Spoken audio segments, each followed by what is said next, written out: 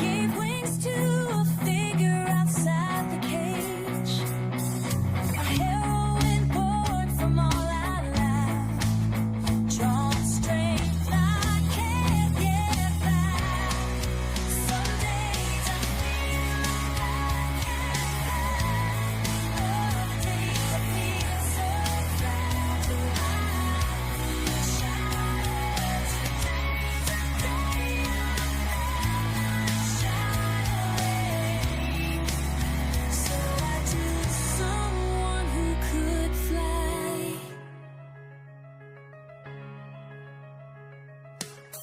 Maybe I break so I can bend. Maybe the cracks let the light in. I'm not always strong, but I am real. And that's the kind of power I feel.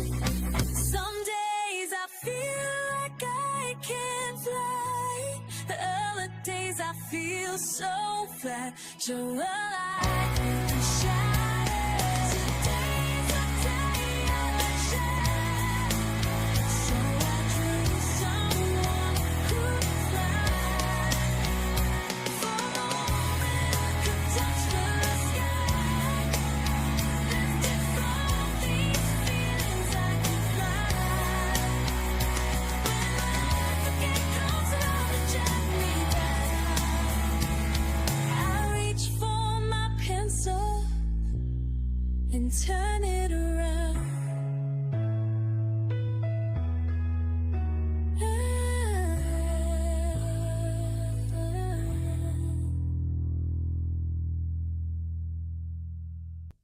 Oh, oh, oh, oh, oh, oh. You're here for a reason. You're no accident. You're the answer to a problem. You were heaven sent. You're the only one who has what it will take to be that answer. Make no mistake. And I'll tell you now, you're here for a reason. You're no accident. You're the answer to a problem. You were heaven sent. You may be feeling like you're all alone, just a tiny pebble in a world full of stone. But I'll tell you now, you're here for a reason. You're no accident. You're the answer to a problem. You were heaven sent. Deep down inside you, waiting to be free, is the power to save the world in need. But I'll tell you now, you're here for a reason. You're no accident. You're the answer to a problem. You were heaven sent. Oh, oh, oh, oh, oh, oh. Love is the reason you were born that day. Love is the answer. Let its light show the way. 'Cause I'll tell you now, you're here for a reason. You're no accident. You're the answer to a problem. You were heaven, heaven sent.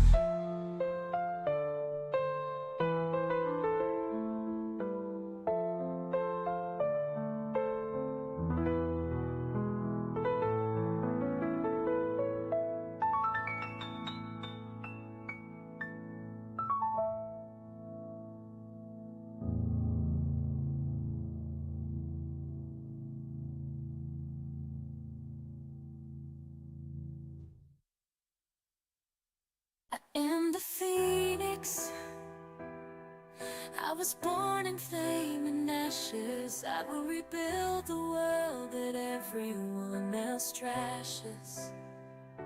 You have the matches, you have have the flame, you can light my world on fire, but watch me rise again. Hey.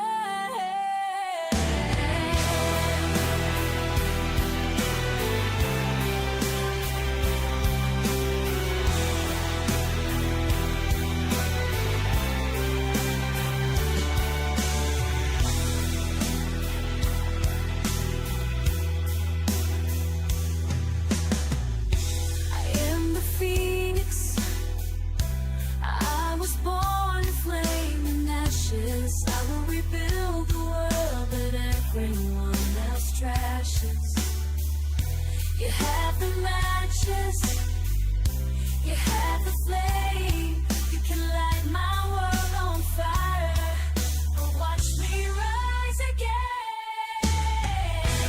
Watch me rise again.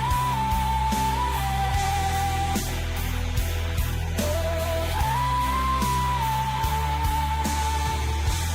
watch me rise again.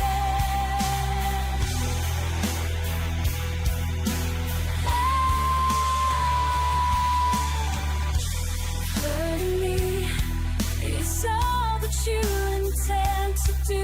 Let me warn you that pain is nothing new.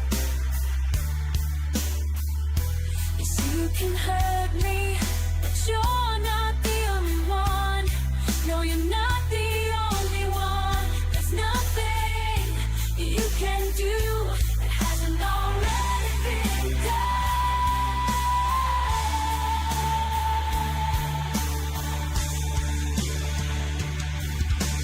I am the phoenix. I was born in flame and ashes. I will rebuild the world that everyone else trashes. You have the matches. You have the matches. You have the flame. You can light my world on fire. Watch me rise again. Watch me rise again. Level the playing field. Even the storm, make them all yield and come back for more. Level the playing field. Even the storm, make them all yield and come back for more.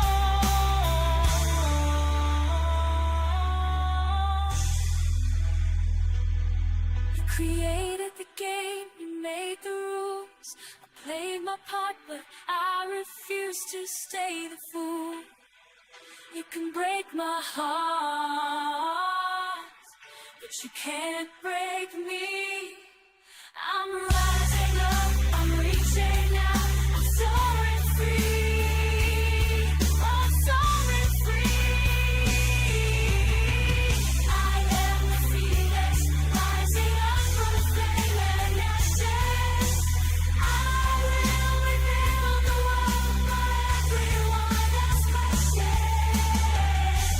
You have the matches, you have the flame. You can light this world on fire, but I will rise again. I am the phoenix. Watch me rise again.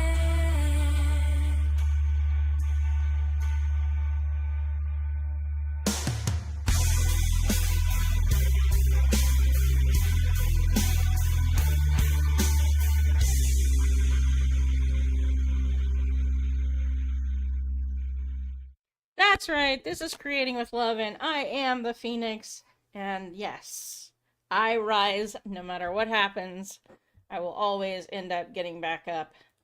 I may fall down, but I will get back up. And usually end up making the person who made me fall kind of regret the process they went through. So good night, everyone, and welcome to the stream. Happy to have you with me. Hope everything is going great for you. It is Real Talk, and it is Thursday. And I am so glad to be doing this stream. You know, I think there's a lot to talk about in the world. There's a lot to talk about in life. Just going to put my phone on silent so you have my uninterrupted attention. There's a lot to talk about in life. There's a lot to talk about in the world. And I'm going to kick it over to you and ask you what is on your mind? What kind of things would you like to talk about tonight? Yes, he could be a Sharks fan. My husband is a hockey fan, huge hockey fan. In fact, a Dallas Stars fan, which, shh, keep that quiet. We live in Minnesota. So, so it's not a safe thing to be a Stars fan here. The people here are nice about it. It's cool so far. Haven't started any fights yet. But yes, he's a huge fan of hockey. We have been married for 31 years and counting. And we have a 30-year-old son and a 6-year-old granddaughter who live in West Des Moines. You want to talk about you? You want to talk about you want to talk about number one? Oh me, oh me, oh my.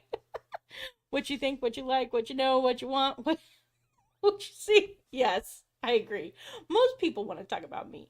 No, I mean them. It's a funny thing. The human mind. We tend to be very much me monsters if we're not directed elsewhere. I will admit to being a recovering narcissist. Now that's a phrase you don't hear very often. I'm going to adjust my camera just a second so that I'm better centered in frame, I think. But at any rate, I'm a recovering narcissist is what I tell people, and it's true. When I was 27 or 28, I didn't realize it, but I was a narcissist. Everything was about me.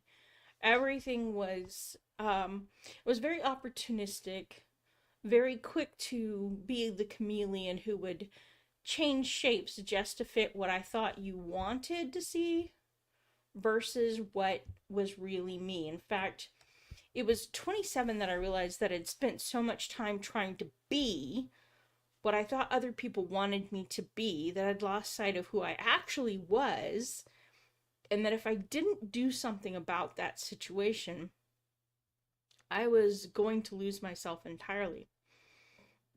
And so I started this journey of learning to say no. And that might sound really tough because, toddlers know how to say no. But as growing up in a household where boundaries were not acceptable, you were not allowed to say no. If you did, you were punished either emotionally or physically, or manipulated into giving way to what other people wanted. That no word was hard to relearn to use. And so, yeah, I mean, I think that kind of comes from this place of insecurity. When you think that the more insecure you are, the more you feel the need to talk about you. So, going back, let's talk about you. You here in the audience. Boomer and Ubi, thank you for joining me this evening. Pardon moi? My husband has a phone call. I was hearing him talk in the other room, and sometimes he does discuss with me across the room. So, but no, things that have gone on in my life this week has actually been pretty good. Some misunderstandings that have cropped up at work at the end of last week have seemed to have sort of sifted and sorted themselves out. And I am getting to the point where I'm making progress in my job. Kind of switched focus a little bit as tourism coordinator from worrying as much about maybe creating events to just talking about what's evergreen about the town, what's really good about it on a general basis, reasons to visit it. And in fact, I will pop up the Substack for it and post that in chat for anybody who cares to read it. Not required reading, obviously, but it is something we could discuss if we wanted to. Let's see if I got that here. No thanks. Just a welcome to Morris, Minnesota post. I'll read that. I guess I could read it out. Yeah, thank you. Barely it's an important call, so that's cool. Those happen. As does life in general. Is there a quiz? I hope not. So, welcome to Morris, Minnesota. There's something for everyone here. It's not a town that most people know, but it's now my home. A little out of the way place where the air is kept fresh on purpose. Morris is known internationally for the Morris method, a core part of its sustainability practices, forming an early partnership with Sauerbach, Germany to share their methods and strategies. We've got a 4-year university, the University of Minnesota Morris. In addition to its award-winning horticulture gardens, it also offers 2 wind turbines, Bert and Ernie, which provide more than half the campus power needs and sometimes produces so much power it gives some back to the city. We have the sprawling Prairie Wetlands Preserve, home of the endangered Dakota skipper butterfly, along with hundreds of different species of waterfowl and other wildlife. That butterfly emerges from its cocoon around the summer solstice each year and lives for roughly 10 days, depositing its eggs on the long, tall grasses their caterpillars consume before dying. These preserves are one of the few places where the long, tall grasses their caterpillars consume still thrive. Morris has a proud Norwegian and native, Dakota and Ojibwa, I'm not sure how to say it, heritage. Many of the early settlers here came from Nordic territory and settled here because of the cold wetlands environment reminded them of home. The stories of those early settlers and the native tribes who made their home here are kept in the Stevens County Historical Museum, located on 116 West 6th Street in the Carnegie Library building.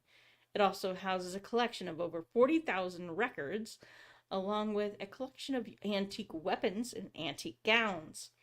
There's a barn quilt walking tour in addition to the walking tours of the East and West Side historical homes. Farming and agriculture are a major part of life here. Craft breweries blossom like prairie flowers. Riverside Dairy is Minnesota's largest dairy producer, along with a whole host of smaller dairy farms clustered around the area. Free tours of the facility are available Monday through Friday, but require a call ahead to schedule. The people here in Morris are friendly, but not intrusively so. It's compact enough to be walkable in downtown areas, but still leaves nature plenty of room to breathe. Crystal Lake shores are just a 10-minute walk from downtown Morris. There's a good variety of unique shops here and a healthy arts scene. The Prairie Arts Center is downtown, run by the Prairie Renaissance Cultural Alliance. The university also offers the Morrison Gallery, which can be perused by the public from noon to 4 p.m. on Saturdays or 9 a.m. to 8 p.m. Monday through Friday.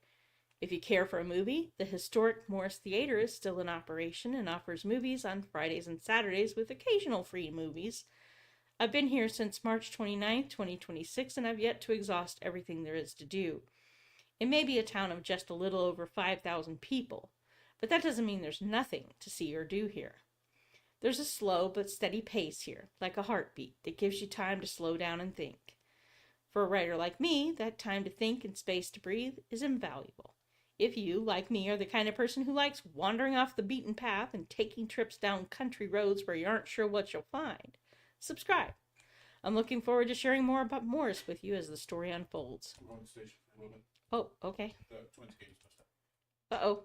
Okay. Yeah, work calls for Ubi. There we go. So if you want to subscribe, there's a link to that. And that's the first article I've written, and I plan to write a few more as time goes on, obviously. But that is the latest and greatest. We started off the morning with a bit of a panic button because neither of our paychecks had arrived, and Randy's is supposed to be on the 30th of the month.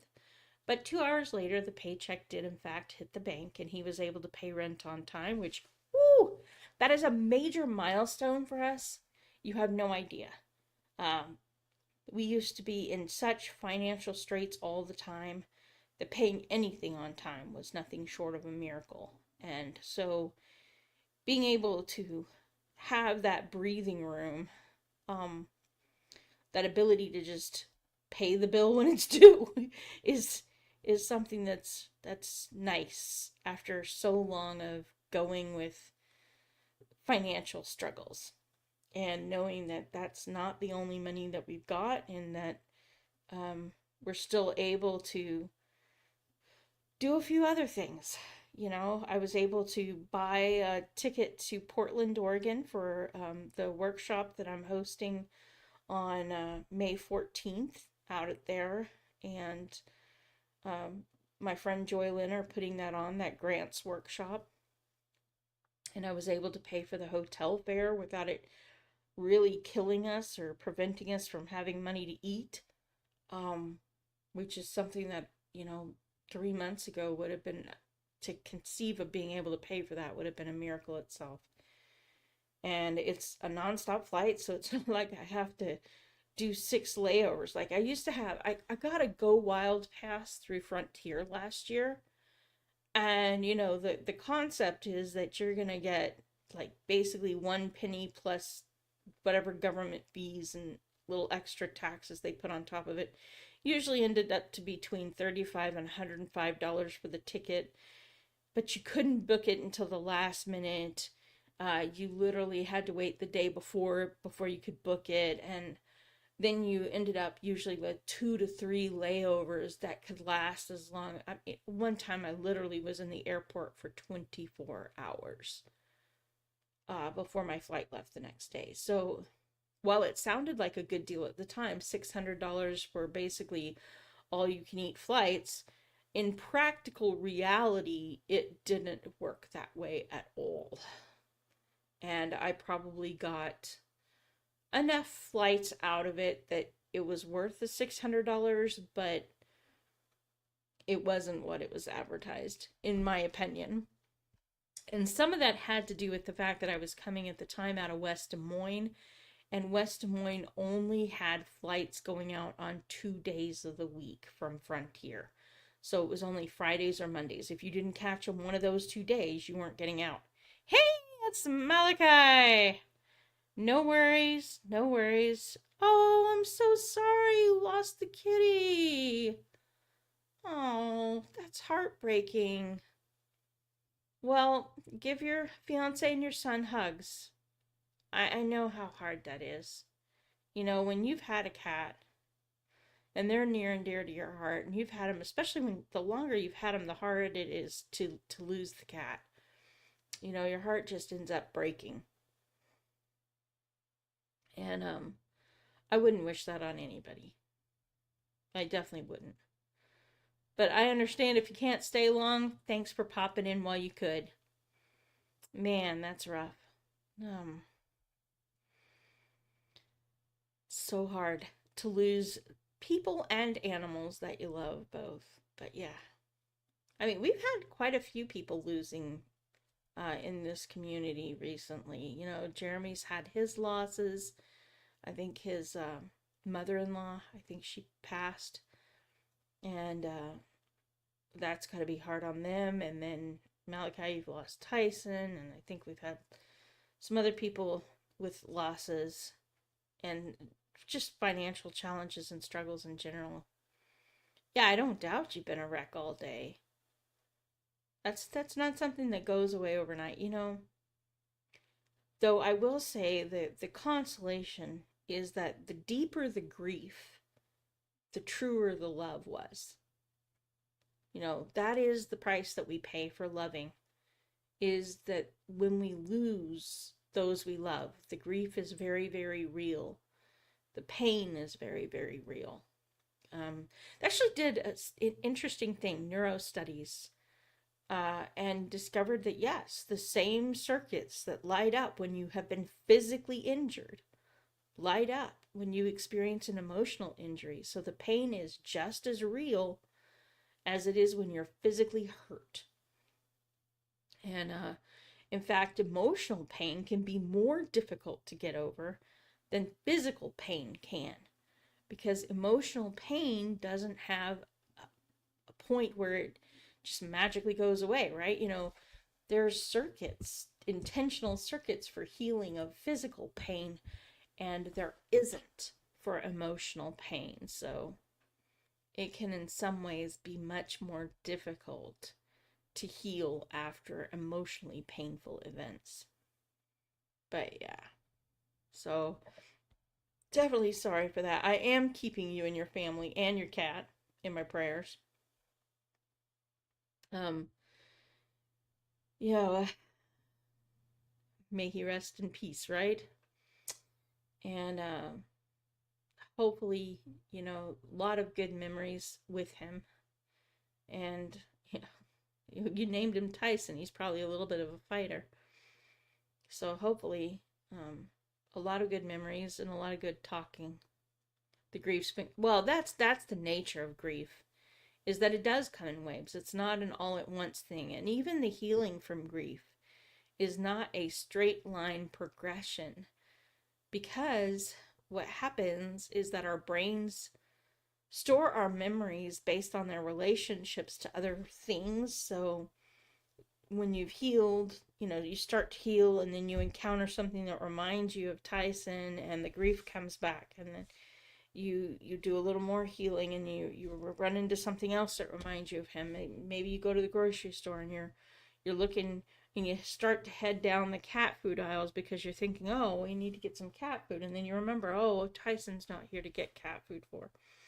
And so that reminds you of the grief process and can trigger it starting all over again. But the good news is that it doesn't last forever. You do not, it's not that the pain goes away, but you learn to live from it. Mouth cancer, wow. Oh my goodness. Wow. That's awful. Poor guy. Yeah. Not an abscess infection. Well, I guess it's good that there really wasn't anything you could have done. Once cancer starts, it's so hard to do anything about. Just starts multiplying all over the place.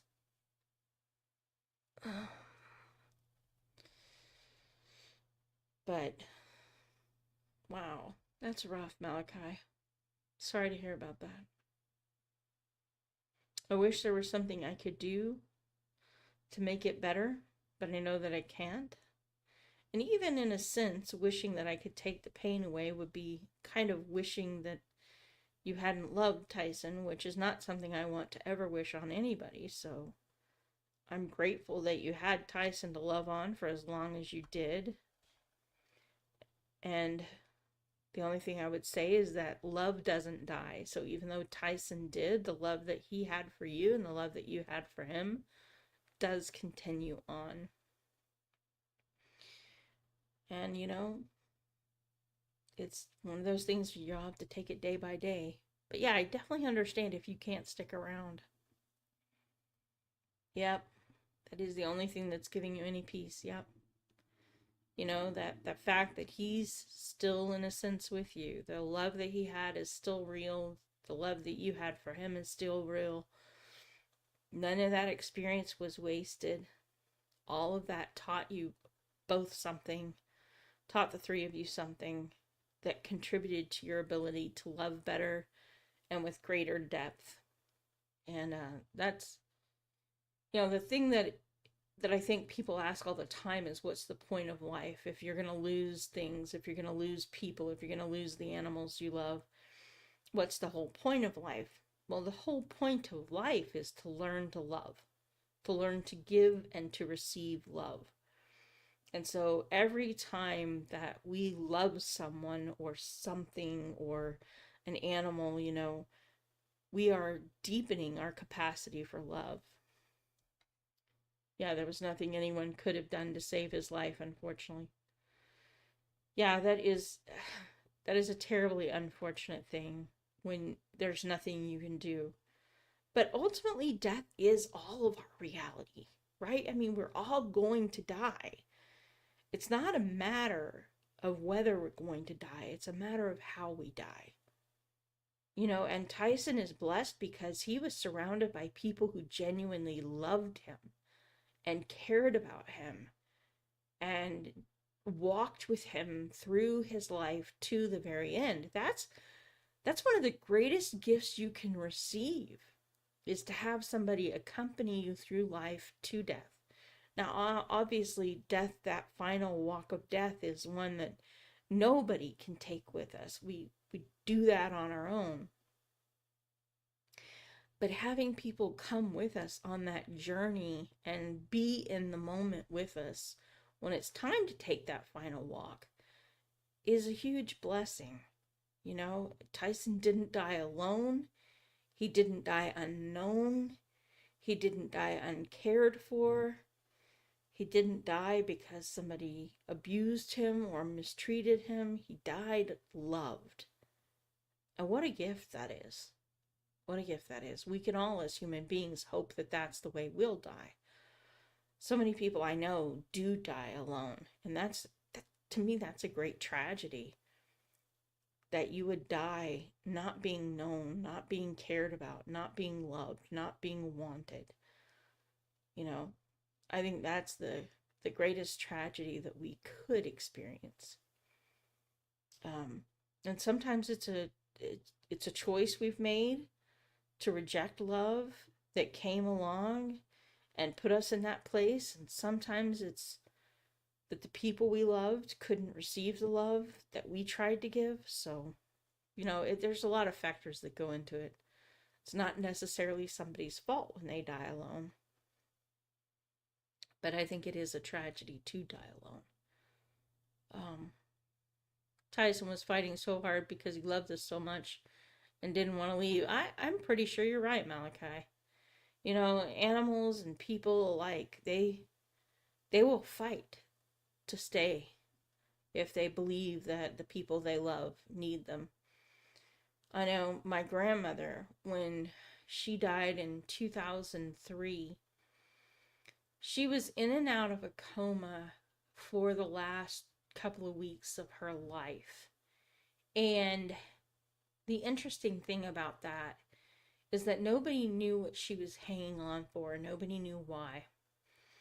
But she waited until she got to talk to me and my sister and my brother and to tell us each that she loved us. Because when my parents divorced, when I was just 4, my dad took off from Mississippi. My mother cut off contact with that side of the family. And there really was no communication. So my brother didn't get to know them growing up. My sister, who had gotten to know them, was cut off from them. And my brother and sister weren't really sold on caring about that. But when I explained that she was dying, they were all willing to talk to her.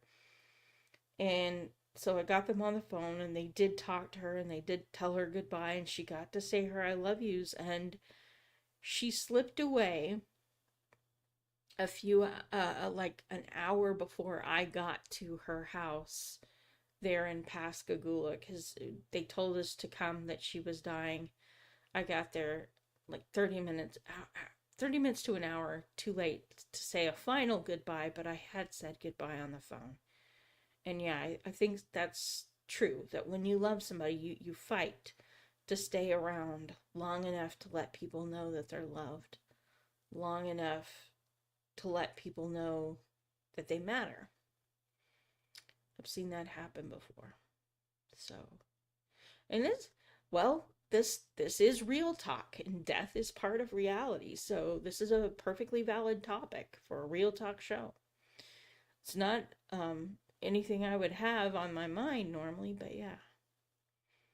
You know, love is a funny thing. My grandparents got married very late in their lives. Like my grandmother, she was a trendsetter for her generation. She had had 3 marriages prior to marrying my grandfather, and not one of them worked out well.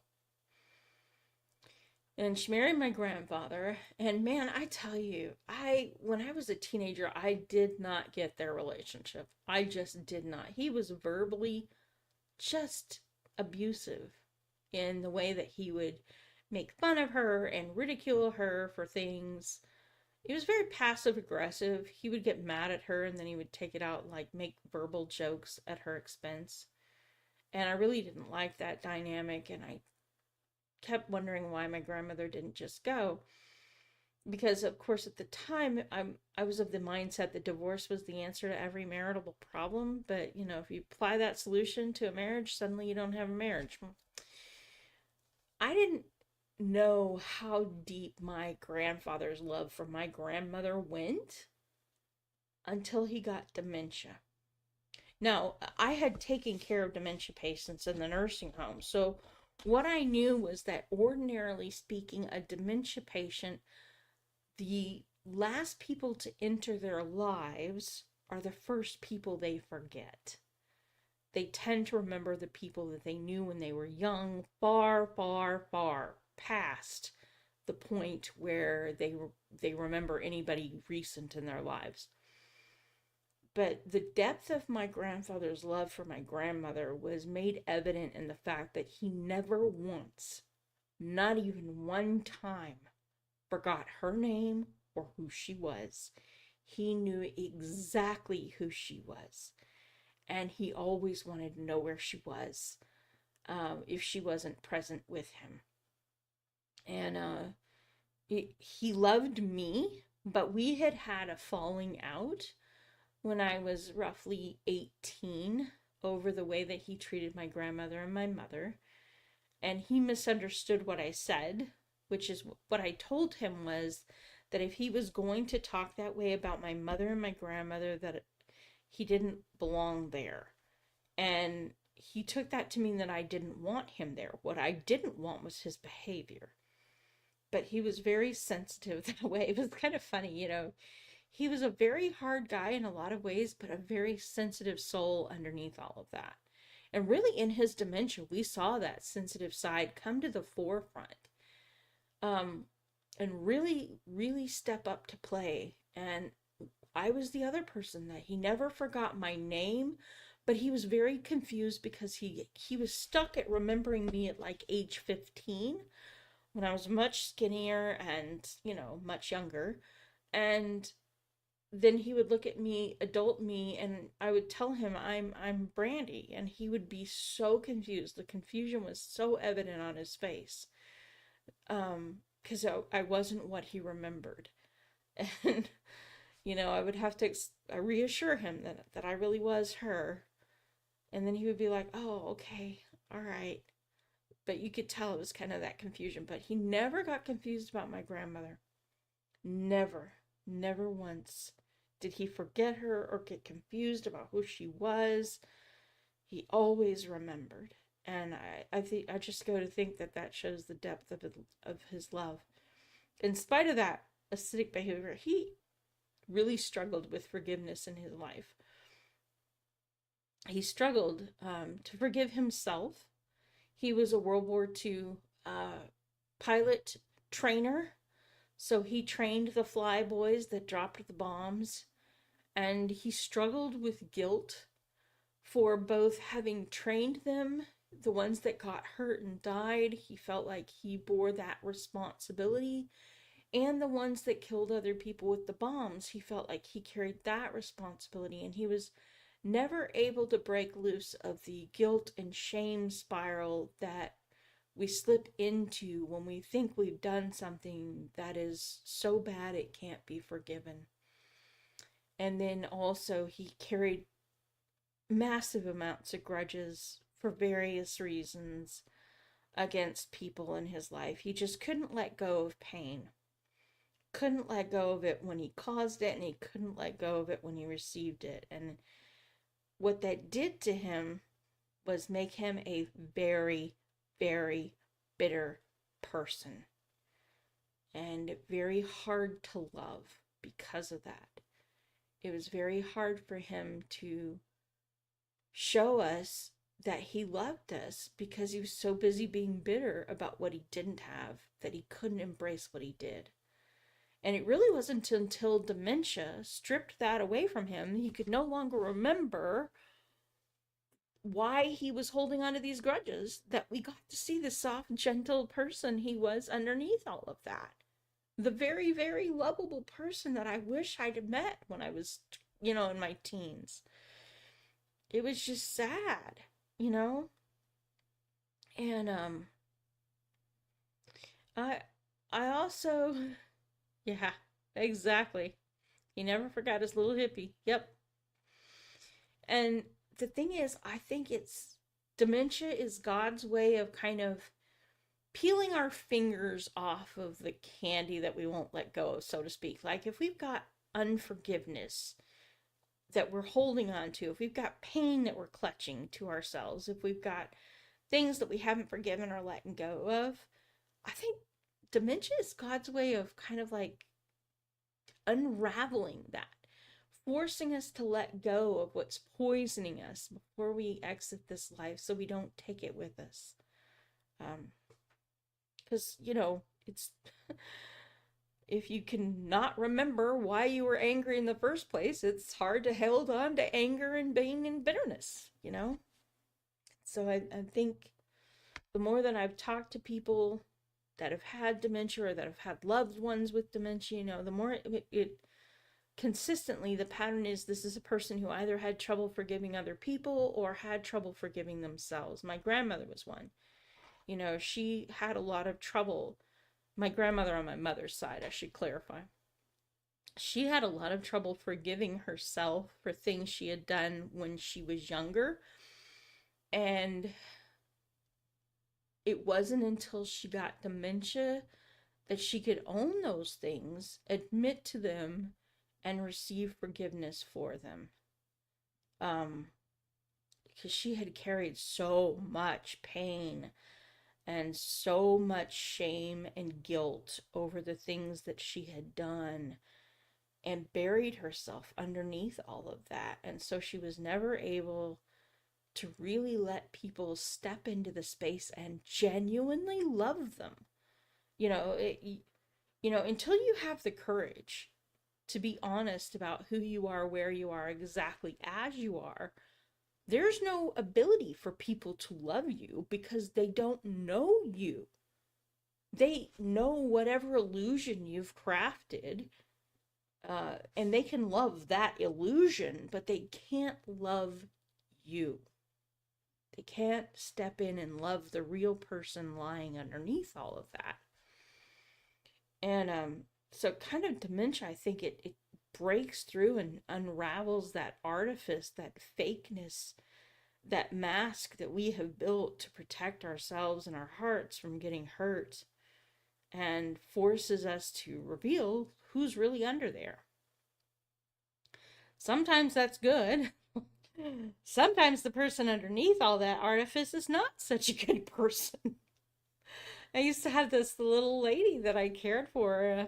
Her name, I will never forget.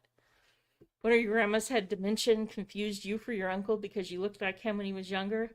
The worst news is she would address him in Romanian. Mine is not that good. You're second generation Romanian. Yeah, my grandfather was second generation Yugoslavian. And I don't know. He was born in the United States, so I don't know how much of it he knew. He tried to get me to study Russian, because he told me he was pretty sure that Russia was going to end up taking over the world and we would all end up speaking Russian. But I'm not sure that that's true. I'm starting to think it might have been Chinese we should have been studying. But we shall see. Oh my goodness. Yeah.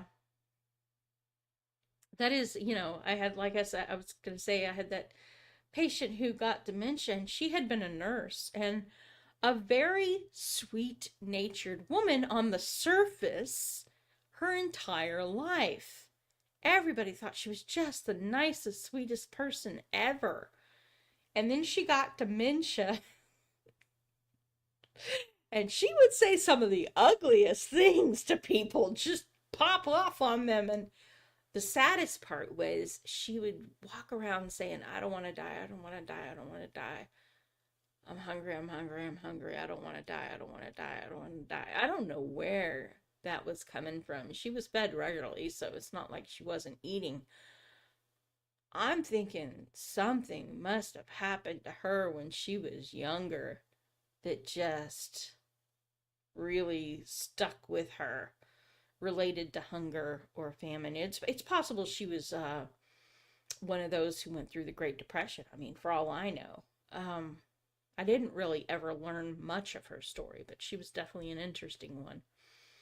And then we had another little lady in that nursing home who had Alzheimer's, and God bless her, she was very feisty, and she was one of the kind of Alzheimer's patients that you had to watch and make sure that she didn't escape, because part of Alzheimer's is they get confused by new surroundings because it doesn't feel familiar, and so if you're not careful, they will try to leave the nursing home and sometimes end up wandering, trying to get back to a home that no longer exists. Any rate, so one time I was trying to gently steer her away from the door, and she said, "You can't detain me. I am free, white, and 21." I was like, okay, lady. Yeah. Thank you for that announcement. That just cracked me up so much. But Alzheimer and dementia are very hard on families and very hard on the people that get them. When your father was diagnosed with dementia, he was only mean toward others except for you. And he could be brutally rude. Yeah, exactly. It's true. They can get this brutal side to them that is just, especially in the early stages, they tend to get angry, and it's understandable.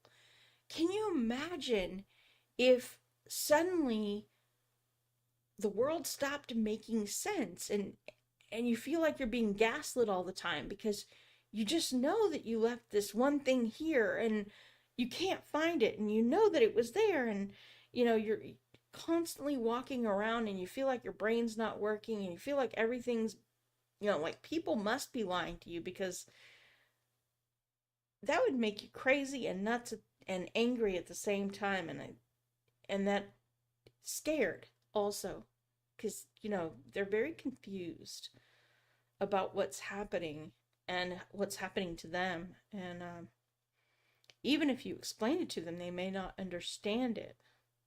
Sometimes you would have to step in and ask him to calm down, no doubt. Yeah, my grandfather, when he was in the early stages of dementia, was very combative, physically combative. And it was kind of ugly. It wasn't until the tail end of his dementia, when he was close to death, that think face down so people could kiss his butt. Yeah. Well, my grandmother, this is hilarious, and my grandmother was late. My grandmother on my mom's side is the one that I grew up knowing better than my grandmother on my father's side. But grandma on my mom's side was late for everything. Like, if you told her the event starts at noon, you could not count on her being there until around 2:00. It was nerve-wracking. She would spend literally 2 hours every morning, quote unquote, putting her face on.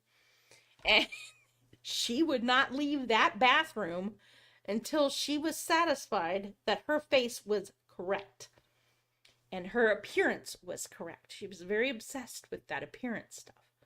So anyway, we used to joke that she was going to be late to her funeral because of that. We get there the day of her funeral, which happened to be scheduled for my birthday. Fantastic. That's the memory you want. And my aunt scheduled that. To this day, I'm not entirely sure that was an accident. She does not particularly like me because I called her on some of her BS. But at any rate, my grandmother, I joked, like I said, the whole time she was alive, we joked that she would be late to her funeral. She was. The hearse got stuck in traffic. She was 30 minutes late to her own funeral. I was like, well, that's a sign she probably got into heaven.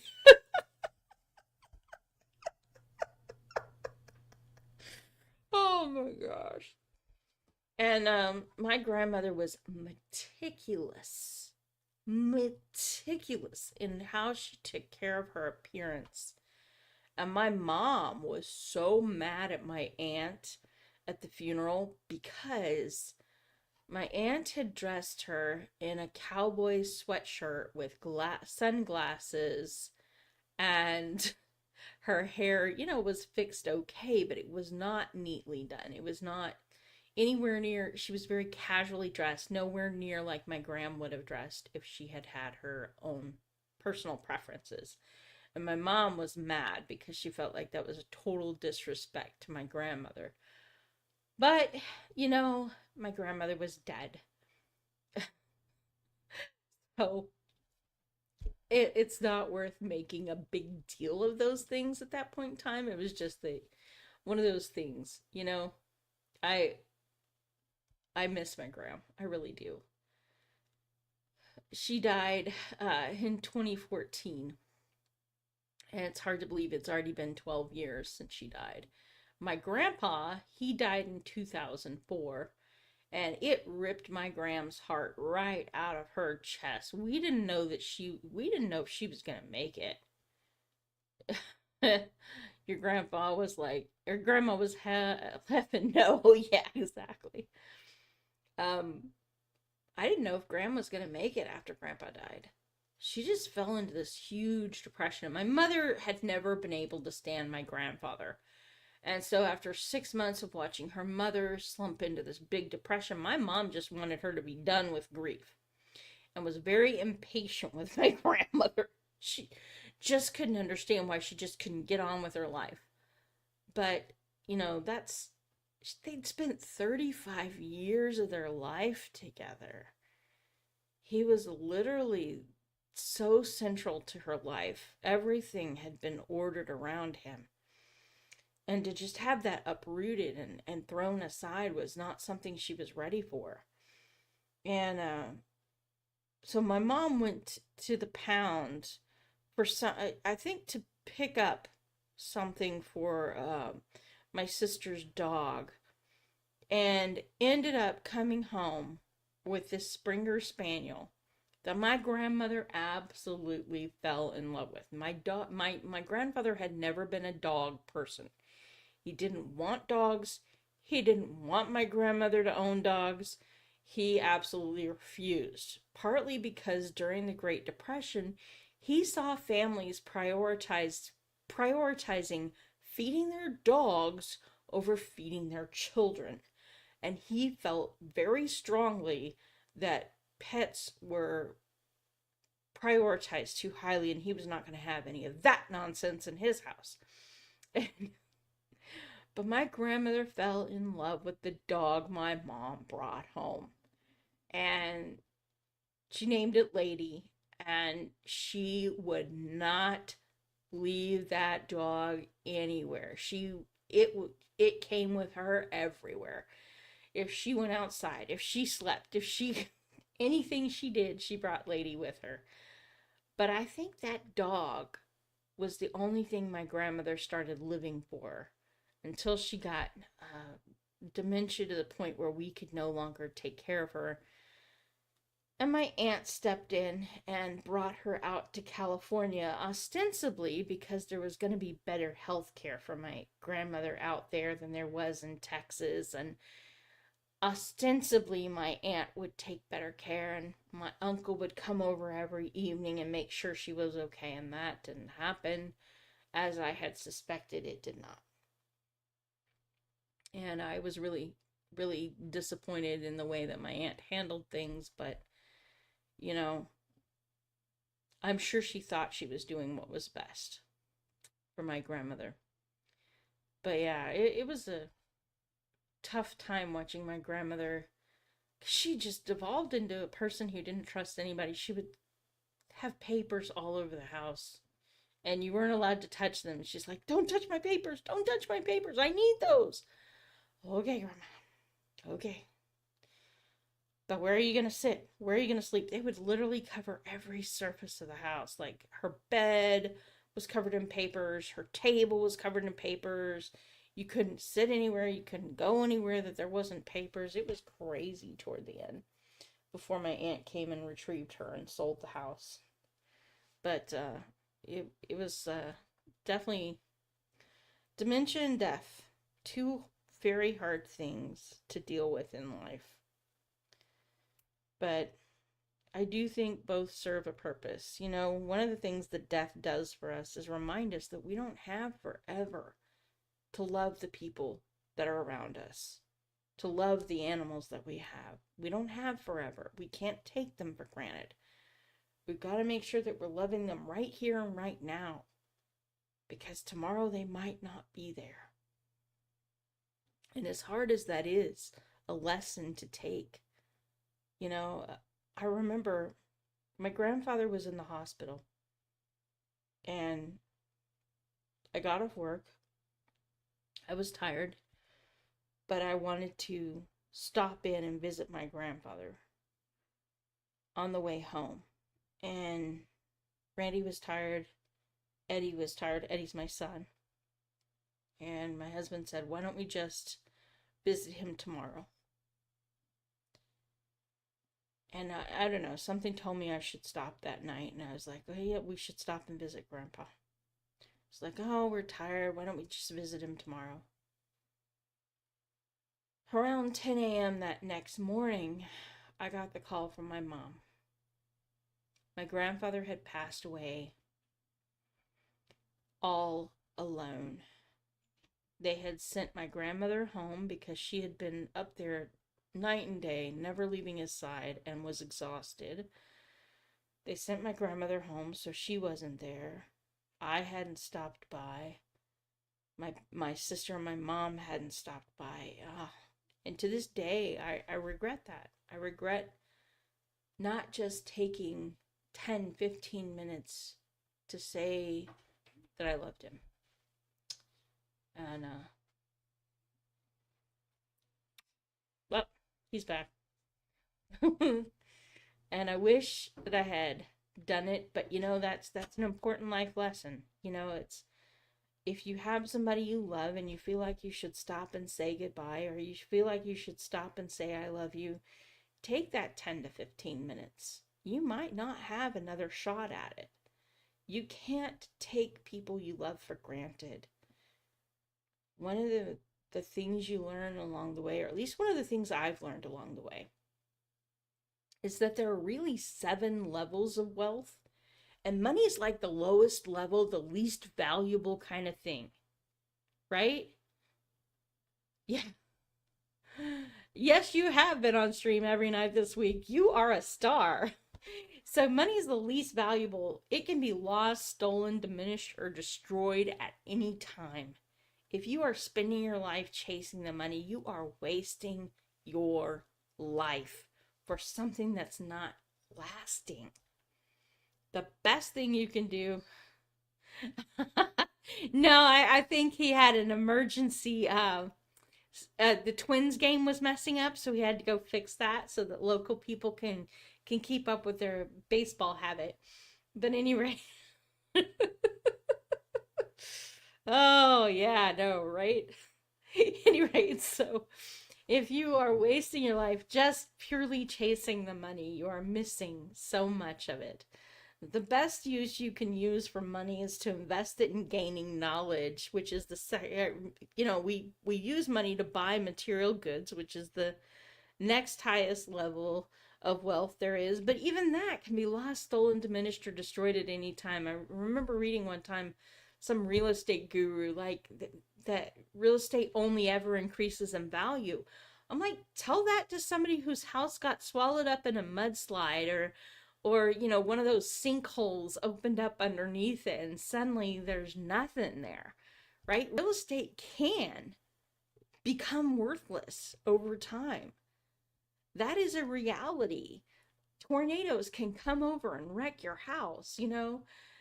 Anything you have that's material goods, it's good to have, but it's not the end all be all. Even gold is only as valuable as people assign it a value. Getting mogged, station is possessed. Wow. Okay. And, so use your material goods and your money to gain the next step of worth, which is knowledge. Because knowledge will help you do things, right? But here's the kicker: we have the internet and we have proven this hardcore. You can have access to all the knowledge in the universe. But if you don't have the wisdom, which is the next step of next level of wealth above knowledge, if you don't have the wisdom to know how to apply knowledge, it is worthless. In fact, it's not just worthless, it will paralyze you.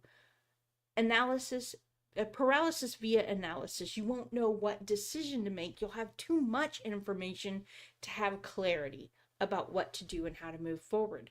Which is why Satan was not afraid of Adam and Eve eating of the fruit of the tree of good and knowledge. He knew that knowledge without wisdom is deadly. It will leave you scared, too scared to move, too unsure of yourself to know which direction to head. Wisdom is above knowledge. If you're going to have to go for something, go for wisdom. But even wisdom is not worth as much as time or as health, right? Health.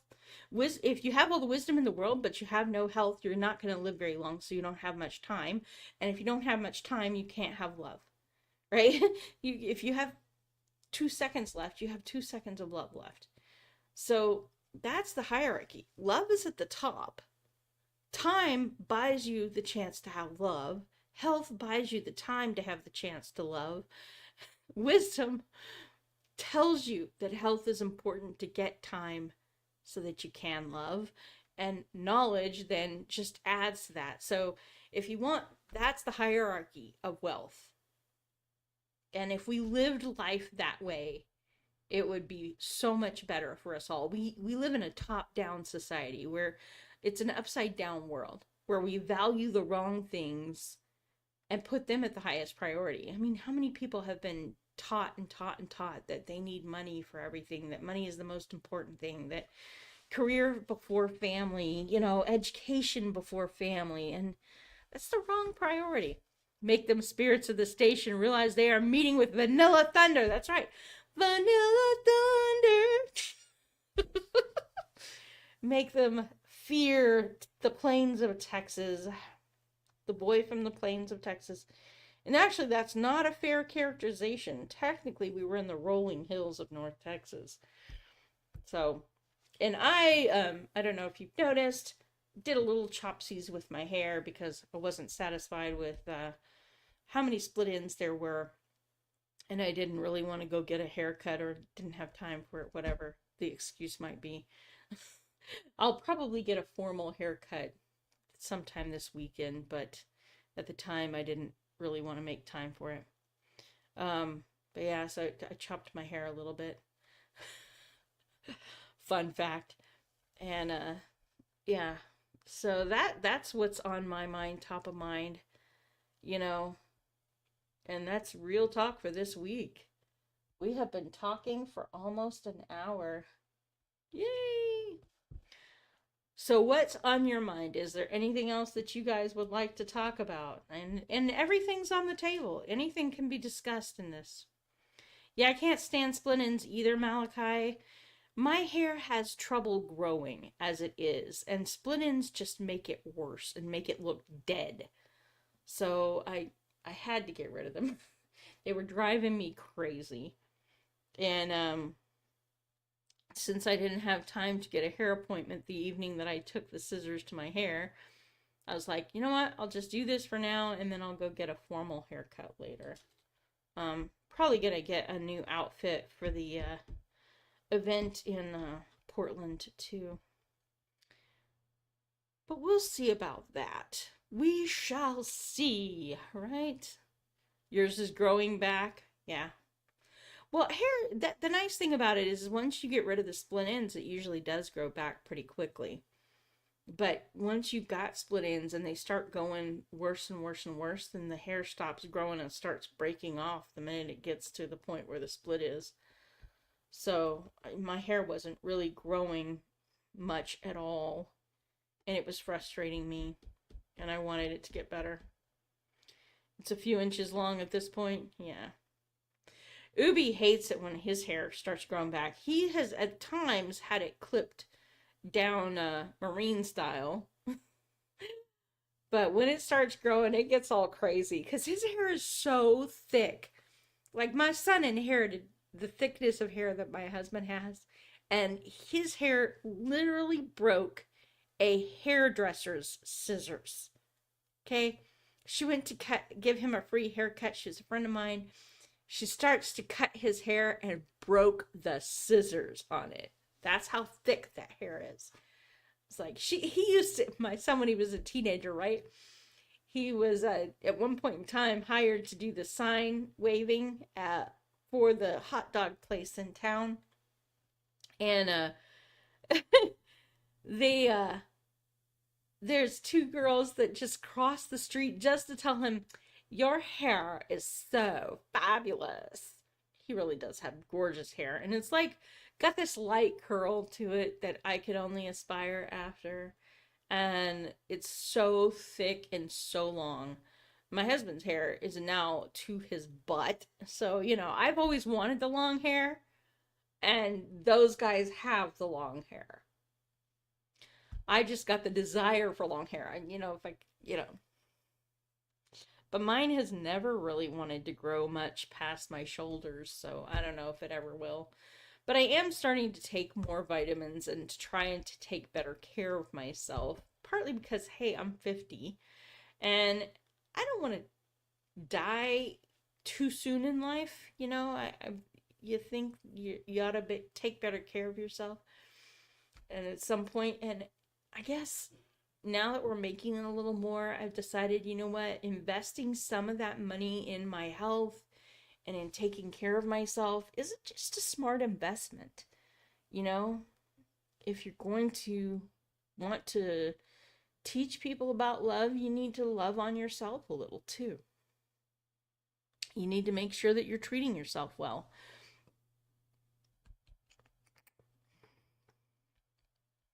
You had that happen before when you were walking with your fiance and she gets so mad? Yep. Yep. If you've got fabulous hair, women notice. It is definitely a magnet, a chick magnet, so to speak. They may not like anything else about you, but if you've got fabulous hair, they will notice. And you might even get them coming over to make comments about it. Depending on how friendly you look. I mean, I might not do that with like a biker guy. Depends on the biker, I suppose. Somebody with... You always love those big burly looking biker guys that get the frown on their face, they have a million tattoos on their arms, and then a 4-year-old little girl walks up to them and daddy, and suddenly he melts. It's total teddy bear in the face of that little girl.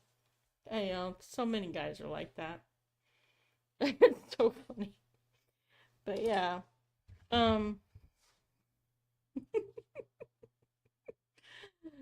Yep. So that is Real Talk for this week. We have officially clocked our hour.